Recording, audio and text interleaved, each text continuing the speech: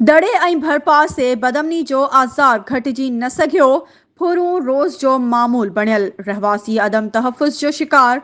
सिंधी अदबी संगत पारां बदमनी ऐं अदबी संगत सिजावल जे अॻूणे राब्ता सेक्रेटरी ऐं उस्ताद सजाद मेमण ऐं अयाज़ ज़ौर खां फुरथियल फुरख़िलाफ़ रैली कढी वई। सिंधी अदबी संगत जे सॾ ते मुख़्तलिफ़ सियासी समाजी तंज़ीमुनि ऐं शहरनि पारां यूसुफ सिंधी, हाजी अब्बासी, हबीबुल्ला मेमण ऐं ॿियनि जी अॻवानी में सुज़ुकी स्टाफ खां पुल चौक ताईं रैली कढी एहतजाजी मुज़ाहिरो करे नारेबाज़ी कई वई।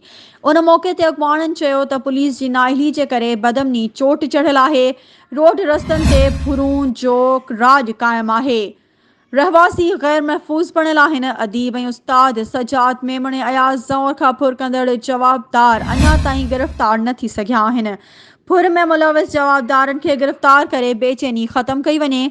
यादि रहे त अदीब ऐं उस्ताद सजाद मेमण ऐं अयाज़ ज़ौर खां कुझु ॾींहं अॻु हथियारबंद फोरूं मोटरसाइकिल, मोबाइल फ़ोन ऐं रोक रक़म फुर करे विया हुआ।